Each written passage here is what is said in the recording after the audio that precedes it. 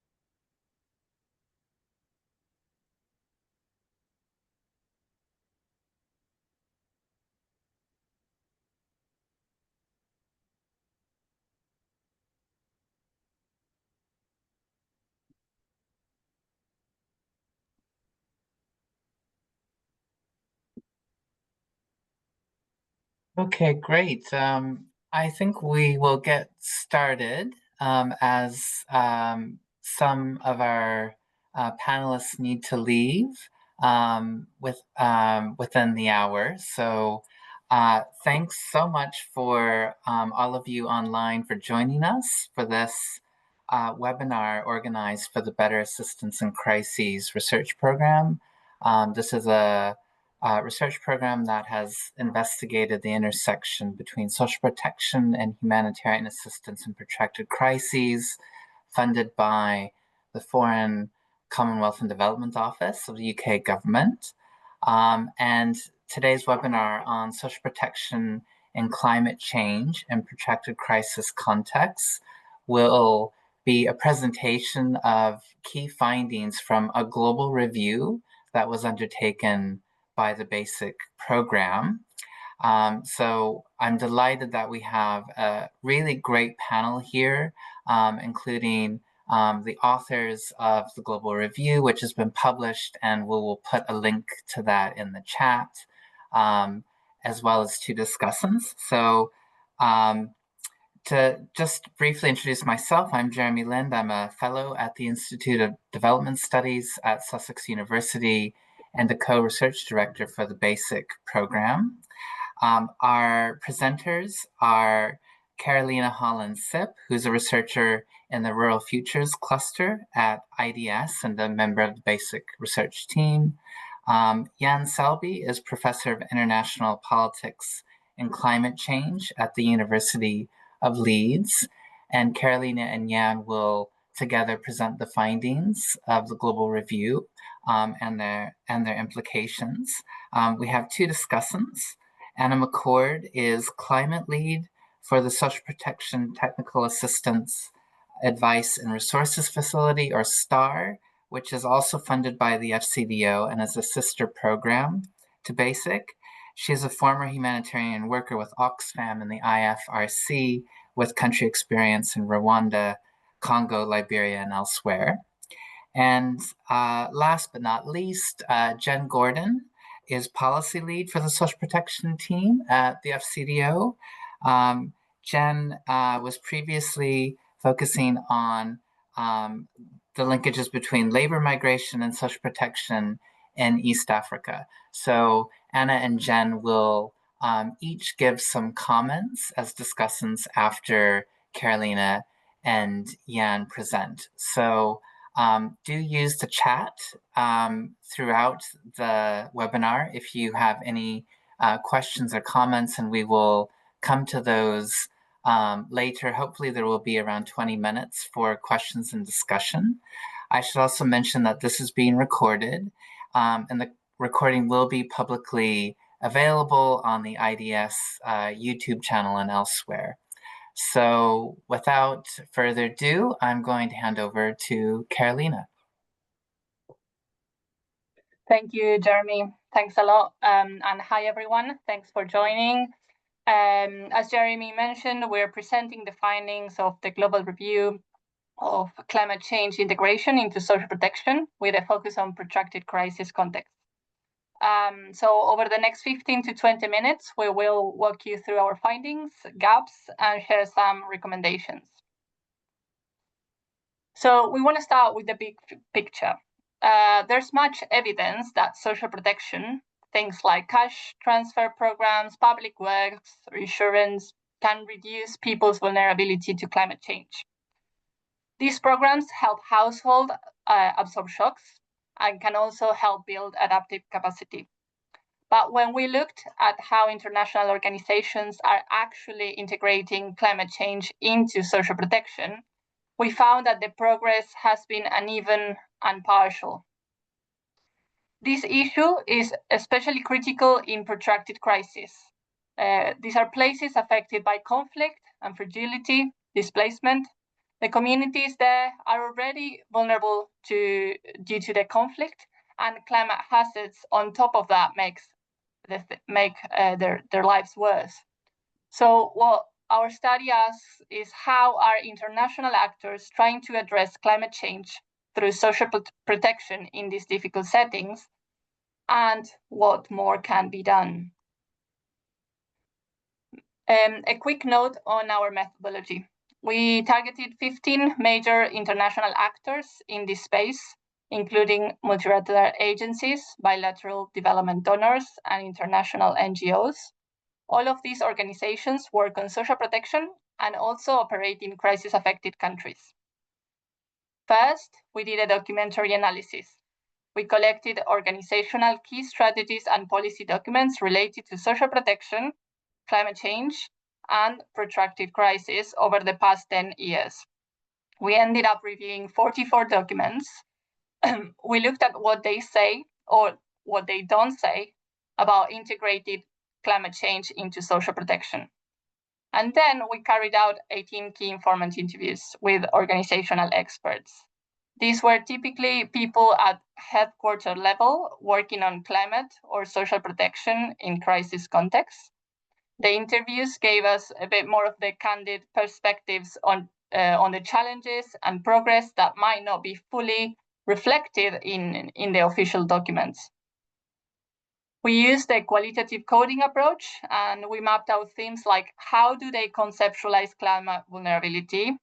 What climate issues get included in social protection? What's missing?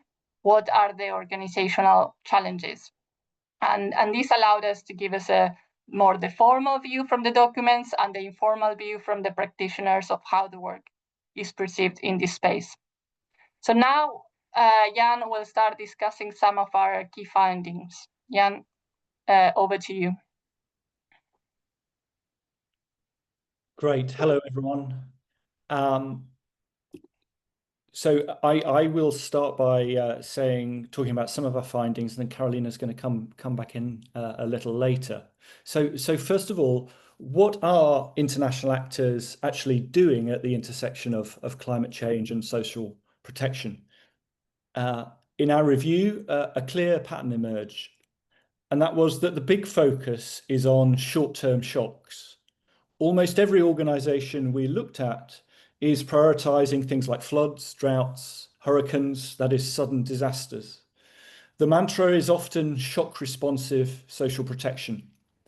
And this means having systems that can ramp up support quickly when a shock or disaster strikes. Now, there's been much progress here, and agencies have developed playbooks for using social safety nets to respond to climate disasters. Now, separately, and in addition, many also mention social resilience and adaptation.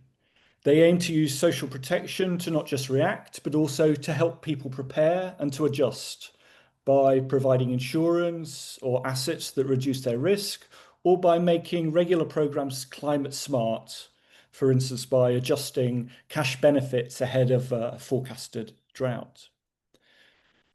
But we found that other aspects of climate change are very much on the sidelines. For example, very few organizations talk about addressing slow onset climate changes, and they recognized in interviews that it was often difficult for them to deal with. So we're talking here about things like steadily rising temperatures, shifting rainfall patterns, or sea level rise, which unfold over the years. There's little also about how to help communities transform their livelihoods in response to a changing climate, what some have called transformative adaptation. Longer term, less immediate issues aren't a major part of the social protection discussion for most of these actors yet. In short, the climate social protection agenda has been fairly narrow, heavily weighted towards disaster response and incremental resilience, and not so much on the broader climate challenges mentioned. Next slide, please. Now, the pattern we just described, focusing on short-term shocks, is even more pronounced in protracted crises. In the documents we reviewed that were specific to crisis context, they virtually all zero in on rapid response. Our analysis found little to no emphasis on building longer-term adaptive capacity in these environments. We rarely saw mentions of things like helping communities adapt to desertification or supporting a transition to new livelihoods in a changing climate. And concepts like transformative adaptation or climate mitigation are basically absent from social protection documents and programs in crisis contexts. Now, why is this the case? There are some very practical reasons. In a conflict-affected place, people may be on the brink of starvation or displacement, and humanitarian relief takes priority over, say, starting a new climate resilience project, and very understandably too. Social protection is often government-led, but in many protracted crisis contexts, government institutions either lack capacity or legitimacy. Interviewees claim that global climate funds also largely don't reach these fragile states. And in insecure areas, doing anything long-term is obviously difficult. The result is a kind of climate short-termism in crisis context, focus on what can be delivered now with not much space to plan for future climate threats. Next slide, please. Let's now turn to how these organizations conceptualize climate vulnerability. The experts we spoke to generally have a rich, nuanced understanding of vulnerability to climate change, by which we mean they recognize that it's not just climate vulnerability isn't just about the weather, it's also about who is affected and why, and their capacities. So a drought by itself doesn't automatically spell disaster. It becomes a disaster if people don't have the assets, support, or power to cope with it. So things like poverty, marginalization, conflict, and governance all combine with climate factors to create risks or climate vulnerabilities. And because of that, many organizations say they integrate climate into their broader vulnerability assessments. For example, rather than create a standalone climate cash transfer program, they prefer to adjust their regular social protection programming to be more climate aware. And that's all well and good. However, there are some tensions and gaps in these understandings. We noticed that while actors often use generic models of vulnerability, that is, models focused on poverty, age, gender, as usual, this might not always capture climate-specific dynamics. A few interviewees flagged that the profile of who is vulnerable can change with the hazard, with the type of climate hazard. Additionally, we saw that certain hazards get far less attention. Droughts and floods are at the front and center of discussions, but extreme heat was rarely discussed in policy documents, even though heat waves are becoming a big issue. Similarly, urban climate vulnerabilities to floods, for instance, were much less mentioned than rural vulnerabilities, rural drought scenarios in particular. So I think there's room to broaden understanding of where and whom climate change will hurt the most beyond the more familiar patterns. Over to Carolina, who will discuss more of our findings. Thank you, Jan. So although our review did not focus on programming documents, based on the policy documents and the interviews, what kind of social protection approaches were mentioned as being used to tackle climate risks? The short answer is mostly the familiar ones, just deployed in a climate context. So first, it was about leveraging existing programs. Mostly, agencies use the same social protection instruments to address climate shocks as they do for other needs. The most common tool is cash transfers or food assistance that can be scaled up when a disaster hits. This is the core of shock responsive social protection, and it's essentially using the system that is already in place, if there is one, to channel aid faster and more efficiently than starting from scratch each and every time. The second way is mentioned was adaptive and more innovative approaches. So some initiatives mentioned were linking social protection with early warning systems. For example, automatically delivering a payout when a drought forecast crosses a certain threshold with anticipatory cash. And others mentioned components to adding components to regular benefits known as cash plus or cash for works, for example, so that participants also build climate resilient assets like irrigation or tree planting as part of public works. And third, it was about strengthening systems. So a long-term strategy in some cases was to help countries build robust social protection systems, for example, with universal child benefits and pensions that by default help make people less vulnerable. These life cycle programs, although they're not climate specific, can be a foundation for resilience that actors can top up and tweak in climate shocks or disasters. Some actors also mentioned helping incorporate social protection into a country's own climate strategies. For example, ensuring that national climate adaptation plans mention social protection, social safety nets as a tool. What's somewhat lacking is guidance on which tools to use for which climate issues. We found that there isn't much detailed analysis on whether insurance schemes work better for drought or cash for work for floods.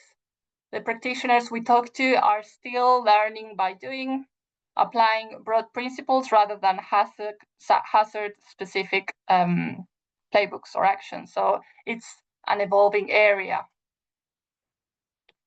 An important practical aspect we want you to flag is targeting. This is deciding who gets support when resources are limited. This is always a hot topic in social protection, and climate shocks add another layer to it. Some interventions target aid to communities hit hardest by a disaster with geographical targeting. Others focus on the most vulnerable households with poverty targeting for economically vulnerable people. And some argue for more universal approaches in emergencies. They all have pros and cons, and in practice, they are often combined, grappling with fairness and practicality. And of course, within countries in protracted crisis, targeting is influenced by very practical constraints. Providers can only operate where they have access and security, and often where donors are willing to fund. As Jan mentioned, there is an overwhelming rural focus, and urban poor populations, for example, in flood-prone slums or heat-stressed cities, are often overlooked, even though they're increasingly at risk from climate change. And one reason might be that rural poverty has traditionally been the target of food security and aid programs. Some high-risk regions receive far less attention in the climate social protection discussions. For instance, attention tends to concentrate on sub-Saharan Africa and South Asia, and the one region with many conflict-affected states facing water stress, for example, hasn't featured strongly in global social protection and climate strategy documents. There are a number of organizational challenges that are relevant when assessing the integration of climate change into social protection in protracted crisis. Within many of these organizations, different teams handle climate, social protection, or crisis response in silos.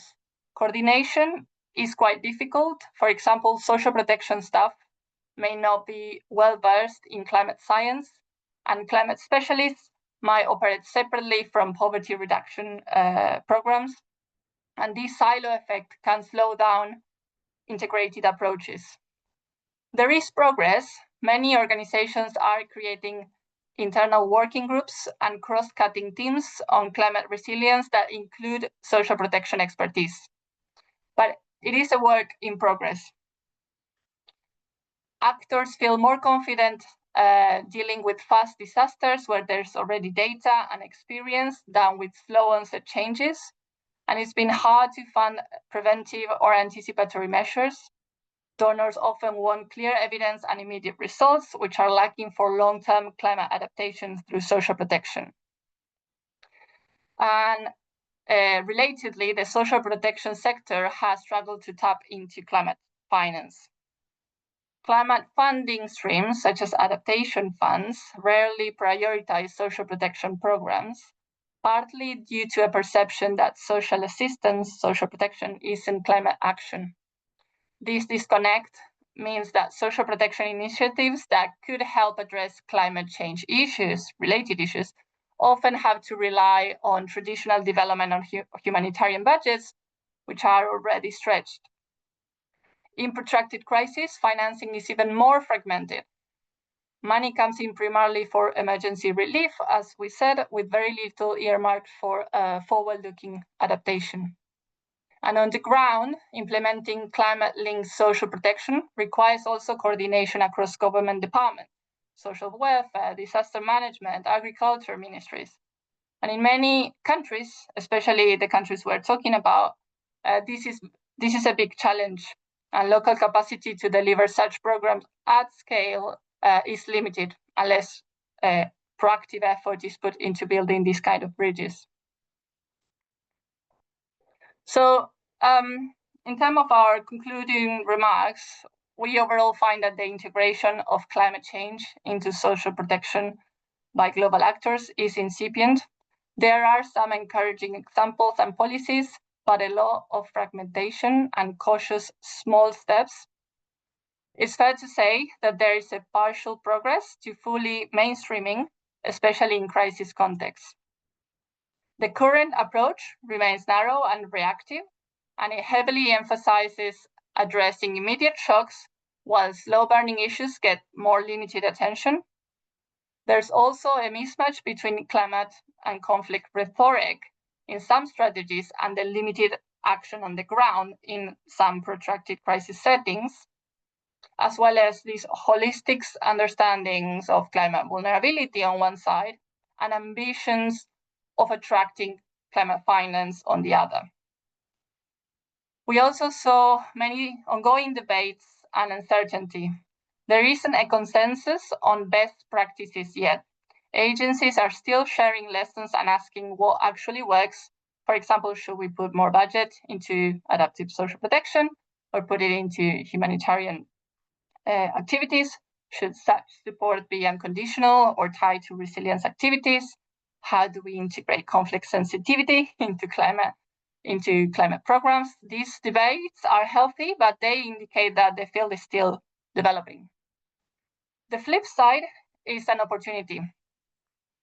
We say that social protection has much to offer to address climate-related issues and climate action. We already see it helps people cope and adapt, such as demonstrated in our basic research Ethiopia's work on how a long-running safety net improved households' ability to cope with droughts.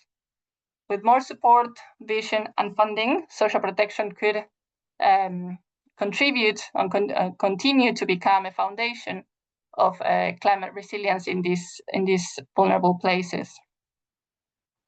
Check on that. Yeah, I'm aware of the time, so I will highlight only some of the recommendations included in our working paper. Feel free to go back to the working paper after this. We're also, a policy brief is coming out soon, where you will see some of summarized and some of these recommendations highlighted.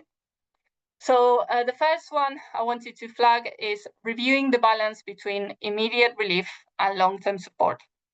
This is particularly relevant in protracted crisis contexts where social protection systems are often weak. In these settings, advocating for well-functioning routine provision is key to help address vulnerabilities linked or added to climate change. The second unrelated point is about broadening the focus beyond shocks. So deepening the evidence and the political case for how social protection contributes to climate agendas, including slow onset changes and including in protracted crises. This can help inform policy discussions about directing, for example, global climate finance to social protection initiatives in this context. And the third one was about developing and establishing clear guidelines for which social protection instruments work best for different climate risks. So this just needs to ensure that interactions with conflict and impacts on social vulnerability are adequately understood, and they can help tailor social protection to the specific needs and vulnerabilities of different populations in protracted crisis. Thank you very much. Excellent. Thank you so much, Carolina and Jan. A lot there to circle back to in discussion. Some, I think, really important critical insights as well. But just in the interest of time, I think we'll go directly now to Anna to kick off our discussant's reflections. So Anna, over to you. Great, thank you, Jeremy. Thank you, Carolina and Jan, for a really important and interesting paper and great presentation. I mean, I think one reason this paper is so interesting is that it's actually agencies reflecting on their own performance. So it's not based on evaluations, it's not based on a literature review. It's actually looking at what actors make of their own actions. And I think it's got some really important lessons for us. And I think there's some really consistent themes coming out, including the tensions in reconciling the whole social protection and climate change agenda. And I think it made it very clear that it's an ongoing discussion. These things aren't resolved yet. There's an emerging discourse, and we're all in the process of sort of co-creating that discourse and defining it. And I think for me, there was maybe 4 particularly interesting issues that came out, which were actually quite self-critical of the sector. One was this criticism about engagements being primarily limited to shock responsive social protection rather than more broader responses. One was the failure of climate mainstreaming. Another, the failure to attract climate funding. And the other one which emerged was about evaluations and evidence. And I'd just like to say a few words about these. And what's interesting is I think it's true for FCAS, but it's also true for developmental contexts as well. I think these insights hold true across them. So I just wanted to sort of look at some of the practical implications of these issues. I mean, I think this thing about the focus on shock responsive social protection that was reported is really key. And there was an argument that people feel that responses need to go beyond this kind of shock response. But there's different aspects of that came out in the paper. And one was we need to think about the nature of the shocks. So even within the shock responsive discourse, it's too limited to the very obvious and immediate climate shocks, like I think they mentioned drought, floods and storms. And in fact, there's a much wider set of issues. These shocks will impact, the shocks and the stresses will impact on a wide range of systems. And it's these systems impacts which are really going to have consequences for poverty. And I think that was a really key factor that it's important to draw out. And what I mean is that these weather impacts are only one part of the picture. But what they engender is breakdown of ecosystems, biodiversity systems, and critically human systems. And I think that hasn't really yet been recognized in our work. And so what I'm talking about is something that is interesting. I think social ecological systems. And the idea is that a climate shock actually will impact on a whole range of nested systems, which together make up the society and the feasibility of livelihoods and poverty impacts. And I think if we're really looking at climate impacts more broadly, we need to recognize their impacts on energy supply, water availability, crop productivity, food systems, transportation, trade. And all of these things can have a significant impact on poverty, both in terms of engendering shocks, income shocks, but also longer term disruption. And I mean, a really nice example, I think, is what's been happening over the last year or so in the Amazon basin. The drying up of the tributaries in this area has really profoundly affected trade, transportation, access to health services, even the delivery of the Bolsa Familia and the Bolsa Verde in the area. So we have to look at the systems impacts and get beyond this more narrow idea about what kind of shocks we're thinking about. And we also need to include the stresses. And I think that's very clear in the recent IPCC report, and also in the way that the UN characterizes the crisis, which says we have to look at the climate shocks in relation to the crisis of pollution, the crisis of the environmental crisis of biodiversity damage. And I think it's basically putting climate shocks into a broader context and understanding that it's not just the immediate weather events that we need to be thinking about as a community, it's these broader systems. So I thought that was a really good insight that came from the paper, but I just wanted to really amplify that. And of course, what it means is we have to think about new locations where social protection is needed. We have to think about new populations.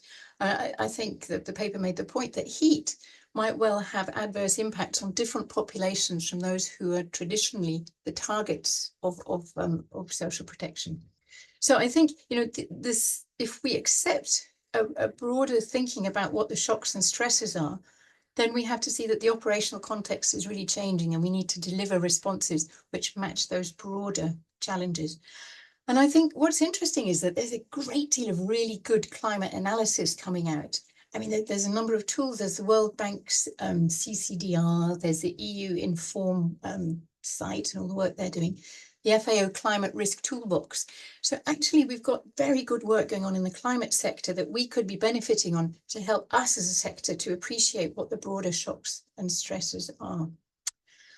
Ooh, just a couple of other points I'll make quickly. I think adaptation was the other area that was mentioned. And I think here it's sort of similarly underdeveloped. And the report mentions this whole question of the limits to adaptation. And I think that's really key, because if we're looking at business as usual, we'll be responding to the shocks. We'll be looking at adaptation in terms of existing challenges.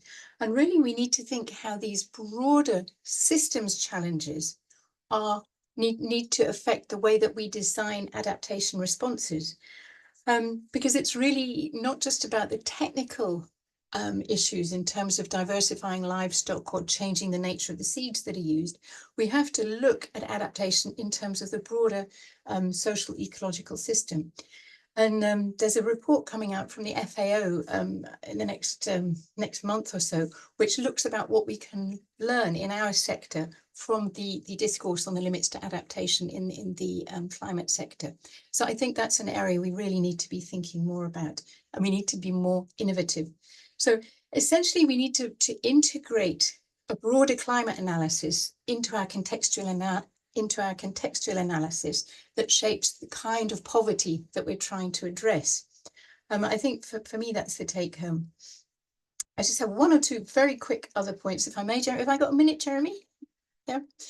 One is, yes, FCAS are probably missing out on climate financing, but I think actually many non-FCAS countries are also struggling to access climate financing.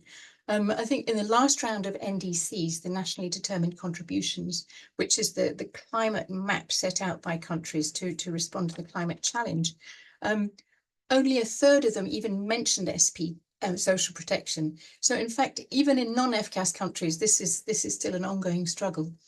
But then I was going to say something that might be a bit controversial. Maybe it's appropriate that we're not using climate financing at the moment, because as Carolina said, there's actually still limited evidence people haven't yet got best practice about how they should be responding to these challenges. And I think that's something that we as a sector need to think about, because if we want to make a case for climate financing, we need to be able to produce robust evidence that shows that our interventions really are addressing some of the climate challenges.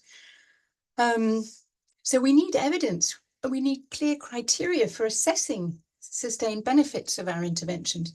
And certainly in the public works sector, where I do most of my work, and for 20 years, we've been finding that we don't really know about the sustained environmental impacts of the interventions we've been doing.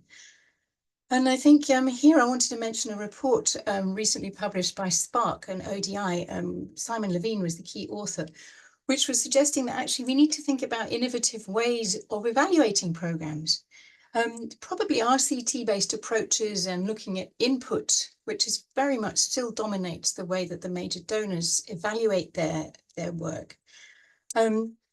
Quantitative approaches may not be the answer. They're expensive. And do they really give us the insights we want in terms of the livelihoods impacts, the climate impacts? So I think here, again, we need to be thinking about innovative approaches. What are we measuring? How do we measure it? To really get good evidence so we can make good use of the scarce resources available. Last point was that I think the paper also highlighted the need to promote national discourses. I think it mentioned the lack of skills relating to climate vulnerabilities and adaptation at the country level. And I think just as we're struggling, so too are many national governments. And so we really need to be promoting a discourse jointly, bringing together what we understand about the climate and how we might respond in the social protection sector. So I thought that was another really important insight. Jeremy, I could say a lot more because I thought it was a really interesting paper, but thank you ever so much for raising these questions. I think they're the key ones we need to address in the sector. Thank you. That's brilliant, Anna. Thank you. Jen, we'll go right over to you. Sure, thanks very much. And yes, Anna, thank you. That was a really thought-provoking set of challenges there. Definitely thanks for me to think about. And I'd just like to thank everyone else also for joining, because I think this is such a comprehensive piece of work, which covered such a multitude of themes. And I think, as Anna said, we could probably go we could talk about this for a long time and have a really rich discussion. But I will just quickly acknowledge a few points, few reflections, and a couple of initiatives that the UK is involved in to raise awareness, to see whether, in case anyone's not aware of them. And I think something really special about this report, as Anna noted, is that it is the voices of organisations coming through and self-assessing. I thought was a really refreshing type of report to read, and that it does a really good job of identifying some of these key barriers to realising the full integration. And it just leaves me asking why is this not happening and as expected? And the answer is there's a lot of nuance and a lot of contextual factors at play. One of the key points to highlight from my side is really the financing point, which is echoed outside of the climate space from a social protection point of view. This is for social protection broadly. We have a lot of conversations about financing. We as a sector are obviously facing real challenges at the moment with shrinking humanitarian space, funding pressures, and the political constraints on delivery.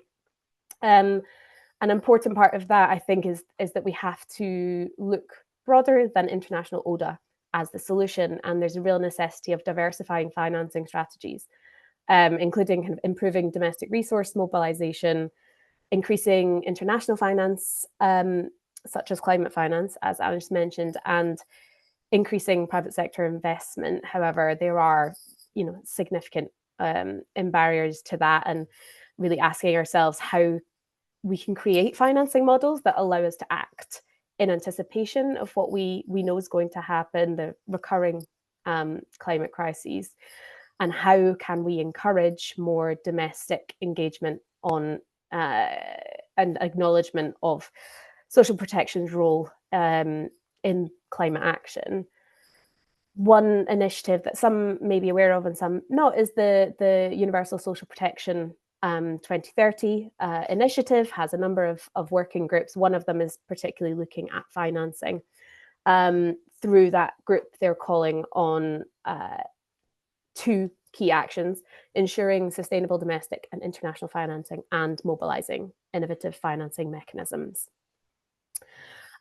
Similarly, there is a climate strand to that USP group, which sort of brings me on to the next point, is this issue around coordination and silos.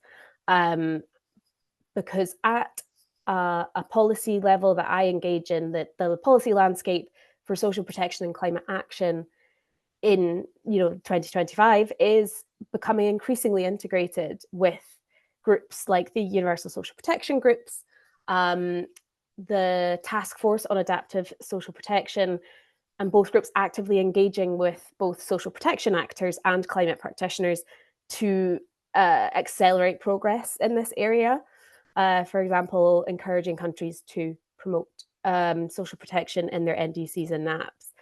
But this reading this report, it struck me that we are, how can we as a sector foster collaboration and understanding at the country and delivery level of this link between the two, with emphasis on social protection's role in adaptation and resilience, not just shock responsive. And as echoed by others, I think there's some really good points raised about language in this review and report, which I think need to be reflected on probably from most organizations. Lastly, I had a point on protracted crises delivery, but I'm going to just whiz through to kind of noting that the report highlighted a number of gaps, particularly those ones on heat, on impacts in an urban setting, and slow onset crises. So I think we're really taking away from this report to consider engaging more on these issues and sort of reflecting on what we are doing engagement-wise, including as part of these Universal Social Protection 2030 groups, and seeing what can be done. It's unfortunate that the basic program is coming to an end, because I think that piece around which modalities work for which vulnerabilities in which contexts is a really interesting idea, and that would have been something that would have been great to explore through our technical assistance facility. Unfortunately, we can't, but I think yes, that was a great, well noted. And overall, as Anna said, I could go on. I've got a lot of scribbly notes, but I think it's best I'll hand back to you, Jeremy, and go out for any questions. Excellent. Well, thank you, Jen. And again, thanks to Anna and the presenters. There is a lot that has come up. I'm just following the chat. I don't see any questions yet. So everyone online, please do add your questions or reflections to the chat. If you are coming from agencies that are sort of operating in protracted crises, it would be great to hear your own views on this. Does this chime with what you're seeing from the ground up as well? So, country experiences would be really valuable here. I guess maybe just to a question that I have, and just for the panel, you may have heard things that you want to respond to as well. So I want to give a chance for everyone to sort of make this more of a discussion amongst yourselves, to trace back to a point that one of the other panelists has raised that you might want to follow up on. Something that I have in my mind is that, there's obviously really big challenges remaining, whether it's around coordination, whether it's around, an understanding that connects with systems thinking, whether it's around accessing financing for work in this area.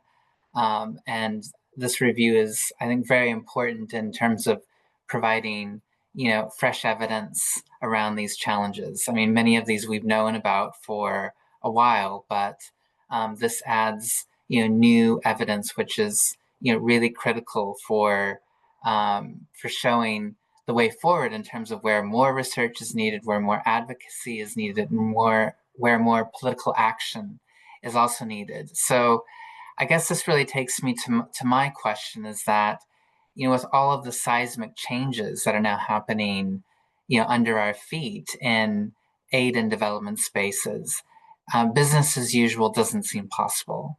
That's clearly, not on the cards. So we have to make the political case if we believe that social protection has its contribution to make to addressing climate change vulnerability, be it related to shocks, be it related to longer term changes. The political case has to be made. And so I would just be interested in your thoughts, given this is a shrinking aid space now. We have to, as Jen said, look beyond to domestic resource mobilization, to the private sector, et cetera. And whether, it's health, education, and other sectors, they're all also rushing into the same spaces that we are to try to make the political case. So this has to be strong, it has to be convincing, it has to be resolute. And, I'd be really keen to hear your thoughts on, what is the political case that could be made? And if there's sort of one priority that agencies might pursue, in terms of advancing this political case, what could that be? So I'll sort of put that out to the panel. And, of course, do feel free to respond to anything else that's come up in the discussion. So we'll go to Anna first, and then maybe we can just go around the whole panel, and in the meantime, look for questions in the chat. So Anna? Thank you. I mean, Jeremy, what you said made me reflect on something else I had in my notes, but I hadn't mentioned, which is the risk that the focus on climate responsive action, shock responsive action, crowds out the argument for the development of core social protection systems. And we, if we're talking about a severely scarcely resource constrained environment, then I think this is a really important discussion that has to happen in terms of prioritization, coming back to Jen's point, because shock responsive social protection is only possible if we have the basic systems in place. And I think we're aware that if you have a decent system in place, that in itself promotes resilience. So I think there is a real danger that in the rush to get climate financing, there could be some relabeling. And again, this is something which comes up in the report, the risk of relabeling aid, social protection interventions, making them explicitly climate oriented in order to gain funds. But at the same time, the risk is that we miss out the more mainstream, conventional, less headline grabbing work on systems development. And I think what we're seeing in a constrained environment is that some of the major successes over the last 10 or 20 years, the programs we consider to be major successes, are under threat because they're increasingly dependent on domestic financing. And so there's a real question about what do governments actually want? What are their priorities? And how do we link this in with core systems, support for core systems? So I think there's a real dilemma on our hands in terms of where we put the balance of our efforts. And if we have competing sectors fighting out their own interests, that doesn't necessarily lead to the best outcome. We really need as a sector to think holistically about this. Great, thank you. Jen? Yes, just to 100% support your point there, Anna, about language is it's something we quite often discuss within our team and department, is that really what we need is this core, the absolute bare bones basic core systems that you can strengthen and scale. It's not as snappy a phrase as shock responsive social protection or adaptive social protection, but it is what we want to support and what we'd encourage. I think that is a very well-made point, and that point around understanding more about the government priorities and then how we meet that. I will take that away, very well noted. I just wanted to flag, while it's not climate specific, we had just had the second meeting last Friday of our it's UK co-chaired with the federal government of Somalia, the high-level panel on social protection in fragile and conflict-affected settings, which is at its core about increasing political support for social protection in these challenging settings. And I think that this could hold some real lessons that can be drawn across other sectors whilst it is not taking a climate-specific focus. So the second meeting was last week, and they are developing the recommendations currently. So I think that would be one to look out for when those are reported, and seeing where there might be some lessons that can be pulled over in terms of political buy-in for the climate side. That's all from me. Thanks. Thanks, Jen. Yes, and Jan, please do come in. Great, thanks. So let me say first of all, Jen and Anna, thanks very much for your excellent and very sympathetic comments. They're really appreciated. And as for your question though, Jeremy, let me come directly to that, which I think is an excellent question, and obviously a really important question at the moment. And I absolutely take its premise. And it's one that we recognise in the paper to do with a very difficult context at the moment. I think to come directly to your question of how to make the political case for social protection in relation to climate change, I think I would emphasise 3 points, and we touch on all of these in the paper. The first one is quite simply, and we start the paper with this, that there's already lots of evidence that social protection can help in relation to climate vulnerabilities. What's interesting about this, though, is that most of this evidence is not from schemes which have been designed in relation to climate change specifically, but are social protection programs and projects more generally, which have helped in relation to dealing with vulnerabilities and adaptive capacities in relation to climate-related shocks. So I think the first point would be there's a body of evidence there already, which is pretty strong. And then the second point I would make, and really this is the underpinning reason for that, is that what social protection brings is, or what we think it should bring, is a social understanding of an approach to understanding vulnerability in general, and by extension climate vulnerability.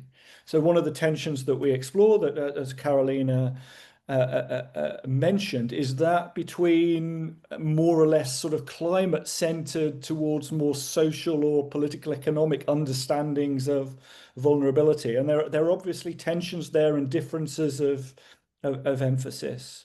And I think we both come from a perspective of thinking that one needs to understand vulnerability as fundamentally socially rooted. And I think the social protection sector is ideally placed to make those sort of arguments, and to say we're ideally placed to provide the more socially sensitive supports for engagement with climate vulnerabilities. And then the third point I would make, which is sort of parallel to this, is that one of the things that's sometimes emphasized within debates on climate vulnerability and climate adaptation in particular is what's often called everyday or autonomous adaptation. So many of people will know that discussions of adaptation often move very quickly to adaptation building as something to be done by external actors or by the state and so on.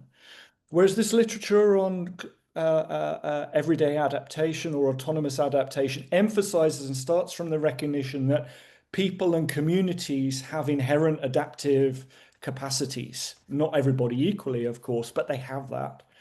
And I think, and personally, I find that literature very powerful and a very, really important corrective to some of the quick focus on adaptation needs to be something which is built. And what's important there in relation to social protection is that the emphasis of social protection, for instance, most obviously through cash transfer programs, is about further empowering communities to exercise choices over how to do adaptation.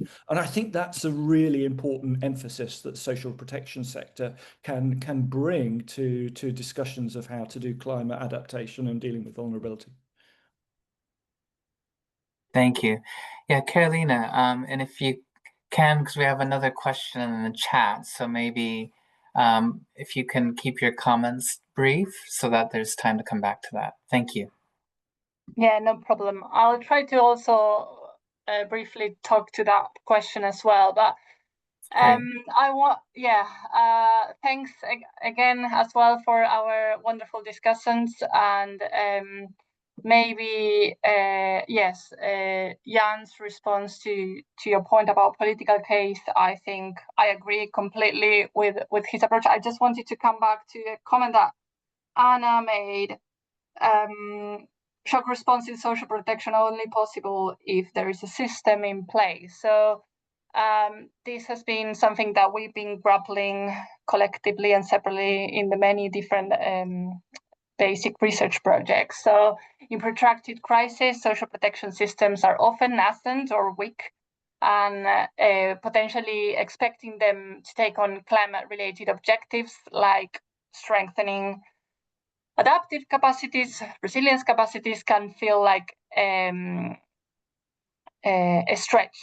But that's what I think we need to rethink what we mean by resilience. So as we mentioned in the recommendations of the paper and today, one of the key approaches should be to review the balance between immediate relief and long-term support. So in this context, even the basic protective functions like ensuring food security, maintaining social ties, this can lay the groundwork for what is called resilience, absorptive resilience. So that's where I think also social protection can play a very foundational role in these difficult settings.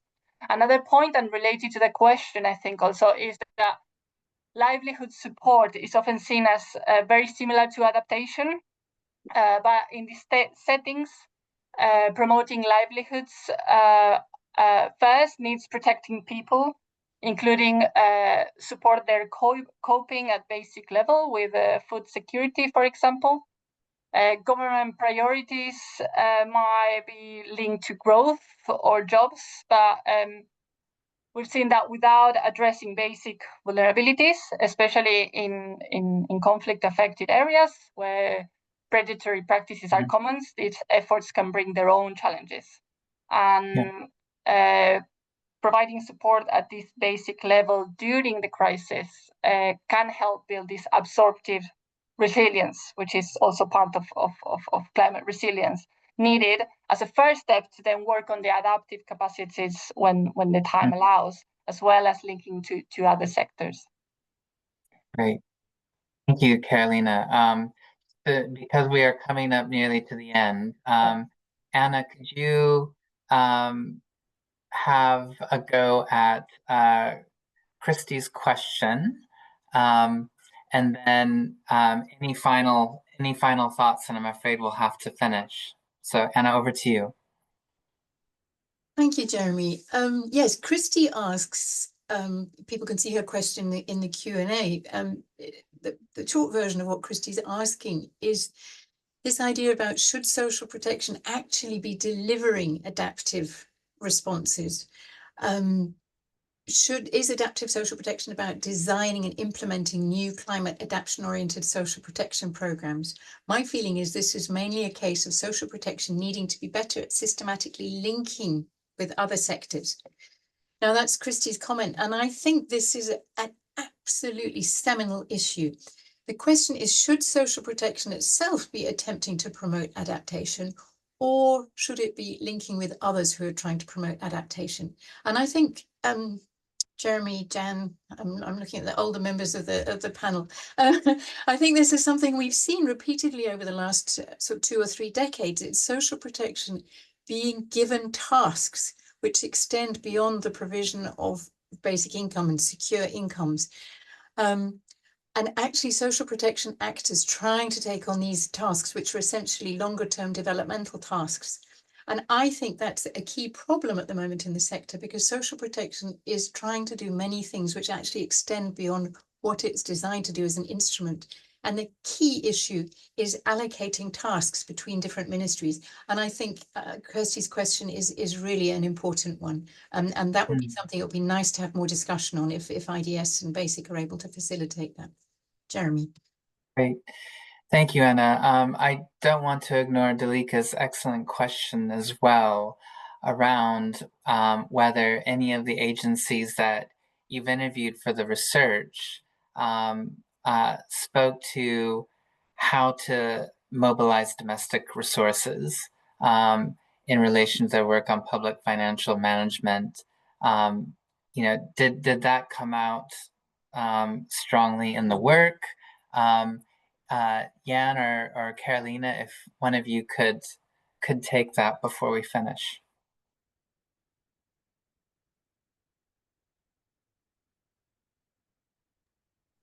Maybe I can start, but feel free to jump in, Jan.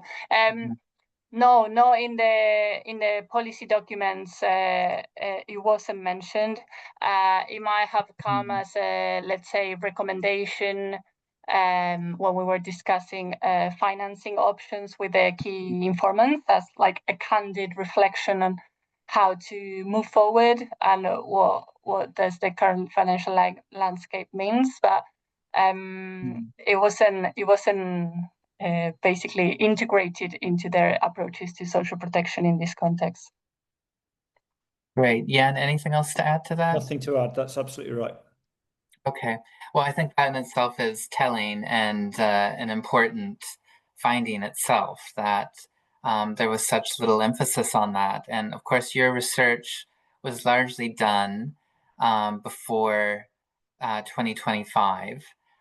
Which has brought about huge changes, and that obviously is squarely on the agenda now, domestic resource mobilization as an alternative to declining ODA. I just want to finish now, since we've gone a little over, but I want to thank the panel again for, I think, some really important insights on a topic that is familiar to many of us who are listening online, but you know, very important, I think, for a fresh look at it, given all of the changes now happening. So I think this has been a really useful discussion for surfacing continuing challenges, tensions, but also hopefully, you know, not to be utterly doom and gloom. It's difficult not to be during these times, but hopefully opportunities for how we pivot and really also demonstrate the strong case that social protection can make for adding its contribution to addressing climate vulnerability. So the discussion, the debate continues. For those of you online, please do get in touch with the panelists. We're continuing to think about these issues, to work on these issues. We're always grateful to hear from you directly and to be in touch. So thanks so much again to everyone for carving out this hour today. It's been a really great discussion and presentation. So thanks again, and good day to everyone. Thank you, everyone. Thanks, Jeremy. Thanks, Jeremy. Thank you, everyone. Thank you, everyone. Bye. Bye.